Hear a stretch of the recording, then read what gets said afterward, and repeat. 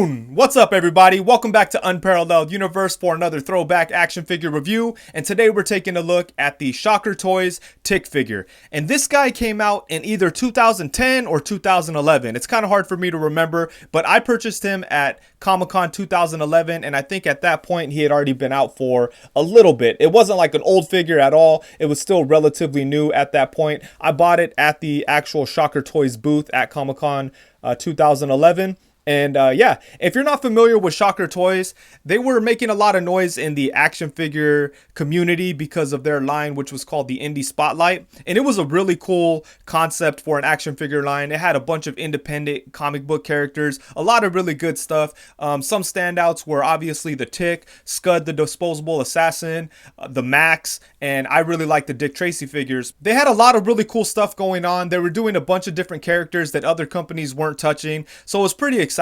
And they even had a couple of series that never made it out, but they looked really good, and they had them on display at different conventions and stuff like that. They announced like a Phantom figure, a Zorro figure, a original Daredevil, original Blue Beetle, the Heap, the Black Mask, all kinds of really cool figures that I never thought we'd see action figures of, especially the Heap. I never heard of the Heap before I saw it at this convention at the Shocker Toys booth. Or maybe online. I can't even remember if I saw it in person or online. But I remember the prototype of the Heap floating around.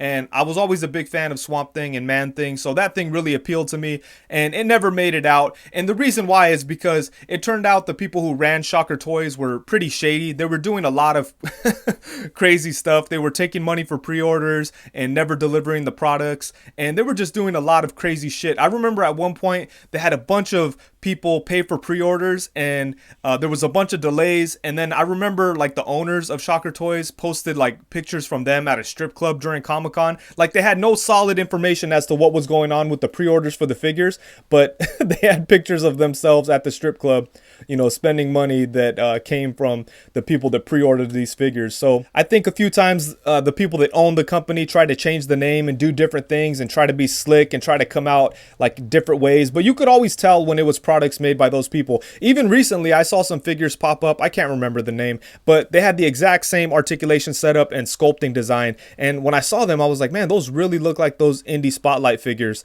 And, you know, it turned out it was like the same folks making them, and they were just trying to come back out without people knowing that it was them, you know. But it was a bunch of shady bullshit. But at the end of the day, they did come out with a couple of good figures, and I'm very happy to have at least the Tick. And I think he might be the only one. Actually, I have one more Shocker Toys figure aside from the Tick. I do have this Dick Tracy figure. I think this was like an exclusive or something, but this one was really cool too. I like the weird animated style to it. And mine held up well throughout the years, but I think like a couple months ago the leg broke off or something like that. But he still looks cool on the shelf, and I do want to get the Dick Tracy that has the yellow trench coat. I think that would be dope. But for now, this is all I have, and these are both really cool figures. But let's go ahead and get into it. So the Tick. It's a very well sculpted figure. It looks just like he did in the cartoon, but the Tick does have a very simple design, so it's not like it's a whole lot of stuff going on here, but I think they did a great job with it. I like the size of it. I like the goofy way that his face looks, and the articulation is nice on this figure too. There are a couple of things that feel a little bit outdated, but I think for the most part, it's a figure that holds up rather well. But yeah, like I was saying, there's not a whole lot of sculpting work on this figure, but the muscles do look good. I kind of wish that they were bigger and more exaggerated, but as they are, they look nice. The shoulder joints look a little crazy. They stick out a little weird, as you could see, but I think it works okay for the Tick. The hips are interesting. Check out the hips. They look pretty good, but the way they function is kind of strange. But yeah, look at that. It looks like a overcomplicated design that they have going on in there. But yeah, this is a really nice figure, and he looks cool on the shelf hanging out with other random comic book heroes. And, you know, if you're in your mid-30s, I'm sure that you were into the Tick cartoon as a kid. I thought it was great, and I haven't seen it since I was a kid, but I was watching clips of it before I started recording this review, and it was pretty hilarious. There's a lot of stuff in there that definitely went over my head when I was a little kid, but as an adult, I could definitely appreciate it. I think I'm going to have to binge watch it or something. I found a bunch of full episodes on YouTube, so if you're interested in checking the Tick out, just go ahead and search that up. And it would have been cool to see them do more characters from this world, because there was so many bizarre villains, or even his partner, Arthur, would have been dope. But yeah, like it would have been a lot of fun if they didn't mess everything up that they were doing. And before we move on, let me go ahead and give you a close look at the details on this figure. Even though aside from the head sculpt, there's really not that much to talk about. But check this out. I think they did a great job on this face for Tick. It looks good. It looks goofy. I love the big white eyes. I like how they outlined the teeth with black to make it look more cartoonish. I think that's dope. And then up here we have the antenna, which are like thick plastic, so you don't have to worry about those breaking off or anything like that. But yeah, this is a really nice looking Tick head sculpt. I think this is really, really dope. We got the big old chin. Look at that. That's good. Yeah, so they did a nice job there. But yeah, check out the rest of the body. It's just smooth. There are some sculpted muscles that look good, but that's it. Like, even the arms don't have all that much muscle on them. Everything is pretty much smooth. But, you know, like I said, the Tick looks like that, so that's perfectly fine. But I do wish the muscles were a little bit more defined. I think that would be better if they were bigger and more exaggerated. The chest kind of looks a little flat, you know? Or the upper torso looks a little flat, I should say. But, yeah, I wish it was a little bit more puffy and buffer, you know. I think that'd be dope. But as is, I'm perfectly happy with it. I think it looks great, and it does capture the look of the Tick. And as far as the accessories go, he really didn't come with that much, but he did come with some cool stuff, including multiple sets of hands. So first off, we have a pair of fists. And then we have a set of gripping hands that he could use to hold on to the stop sign that he comes with, which is really cool. And then he does come with two different heads. This is the first one, and it's like the typical goofy Tick, and I think that's great. And then the alternate head is only slightly different. It just looks a little bit more crazy, I guess. One of the eyebrows is lifted a little bit more, and the teeth look a little bit different. It looks like the smile is a little bit more... He looks a little more angry or crazy or something. I don't know. But yeah, the difference in the heads, it isn't really that significant. It's almost really hard to tell what the difference is unless you have them side by side. But it's cool that they included two different heads. And I think that's pretty much all you need for the Tick. I mean, some more hands would have been cool. Like some open hands would have been dope. But aside from that, I think he comes with all the stuff that you'd want for this character. All right, so now for a couple of quick size comparisons. Here we have him with a couple of other things that were popular in those days. Actually, I think the Ninja Turtles were kind of phasing out at around the time that Power Rangers and Tick were popular, but this is all stuff from my childhood. So we have them all in here together. We have the Tick alongside the Lightning Collection, Green Ranger, and the NECA animated series version of Michelangelo. And you could see that the Tick is bigger than both of them. And in the old cartoon, he was huge. He was like way bigger than just the average human, you know, like I remember seeing a clip of him sitting on a bus and he took up like both seats and he was bigger than everyone else in the bus. So I think this sizing is appropriate. And then next up we have the Tick alongside this random Lion-O figure. I don't even know who makes this thing, but it's a pretty good figure. And then on the other side of that we have an Articulated Icons White Ninja. And then next up we have the Tick alongside the Black Series Boba Fett and the NECA Golden Angel Predator. And then next up we have the Tick alongside the McFarlane Toys Mortal Kombat 11 Spawn and the Toy Biz Marvel Legends Human Torch. And that figure was the star of my last throwback review. So if you're interested in that, go check that out on my channel now. And then last but not least, here we have the Tick alongside the Marvel Legends Bucky Cap and Marvel Legends Pizza Spider-Man. And the articulation on this figure was actually really good. There are a couple of limitations, but nothing major. I think for the most part, they did a really good job in the articulation department. And it seemed like every company at the time that this figure was released was trying to put as much articulation as possible into their figures, no matter what. You know, sometimes they kind of sacrifice the aesthetic and the overall look of the figure to stuff articulation in there. I think Shocker Toys was kind of guilty of that with some of their other figures, but everything kind of worked out for the Tick. I think the big ball jointed shoulders look perfectly fine on him and everything just looks good. But some of the other figures that they had shown had weird proportions because they were trying to stuff so much articulation in there. But luckily for the Tick, it worked out just fine. But let's go ahead and get into it, starting with the head. His head does move side to side. He has movement at the upper neck and at the lower neck. So using both of those, you get a lot of really great movement. Check that out. I love how much his head could tilt. That's really dope. You could get him into a bunch of crazy, goofy, expressive poses like that. That is awesome. And then he could look up a really good amount. His head does pop off pretty easy. Let's go ahead and stick that back in there. But using the neck and the head, he could look up a really good amount. Check that out. And then he could look down. Look at that. He could look all the way down, so that's dope too.